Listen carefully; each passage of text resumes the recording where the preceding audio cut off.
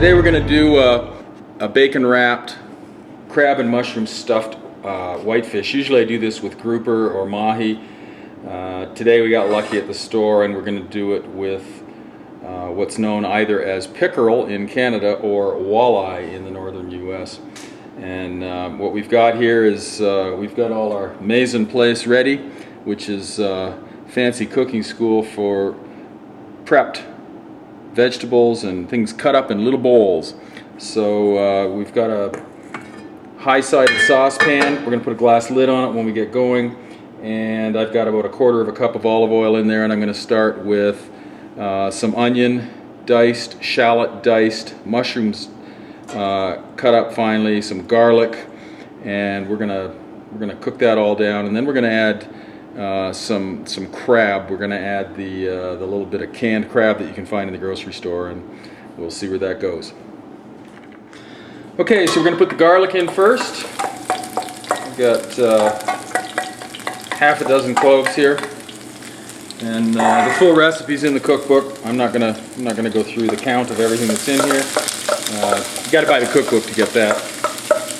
So there's some onions, there's some shallots. And we're going to just cook that down in the olive oil here. And then I'm going to put the mushrooms. They're fairly finely cut. And we're going to mix that all together. And we're going to put the lid on it. We're going to let it cook down for 5 or 10 minutes. So we're going to also add about 1 cup of white wine just to sort of keep that all wet in there while it's cooking down. Let's see how this is doing. Okay, it's all starting to lighten up and soften up. Give it a good stir. And we'll put the lid back on and we'll keep cooking that down for another 10 or 15 minutes. Alright, we're going to take the lid off and let this continue cooking down. But what I'm going to do first is I'm going to pull some of this out because one of our dinner guests tonight does not want crab.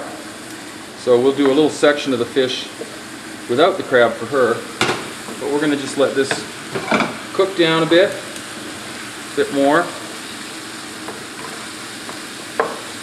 And then I'm going to add in the crab, just really to warm it up. I'm not looking to cook it. It'll cook when we've got the bacon wrapped fish in the oven.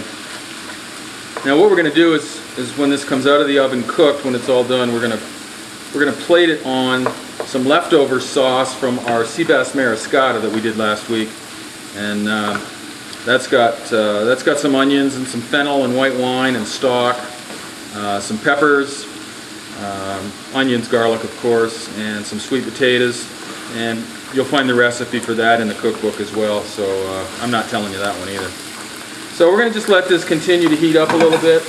We'll let our little second saucepan on the side here reduce a bit, and I'm going to add some cooked quinoa that I've got to this non-crab portion to fill it out a bit. And we'll let this cook a bit, and then we're going to sandwich the fish and wrap it in bacon.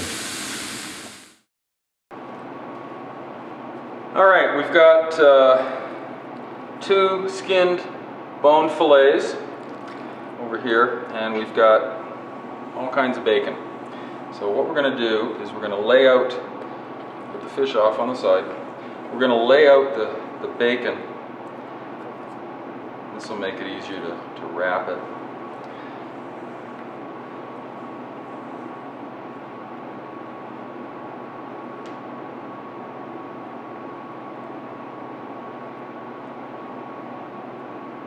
I have a lot of extra bacon on here, but that's okay because these fillets are pretty small.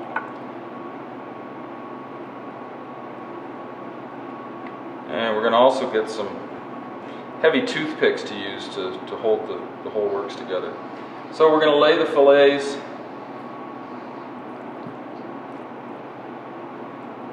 a couple more pieces of bacon on this end. We're going to lay the fillets down, and then we're going to get our non-crabbed portion first, and we're going to just do one of the ends with that. And it's okay if it falls over onto the bacon. And then on the rest of this, we're going to just stack this crab meat and mushrooms and onions and everything else. It's piled fairly high. And then we're going to put our other fillet on top. And then we're going to start to wrap. And you don't want to pick all of the bacon in the order that it is wrapping the fish, because if you fold it over each other, it'll help lock in place. And we may end up flipping it and doing some bacon from the other side too. Okay.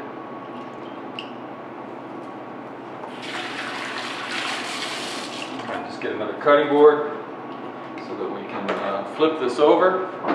So what we're going to do is put the cutting board on top, pick this one up, and I've got a rack here that we're going to cook it on. We're going to put this rack on a large baking sheet.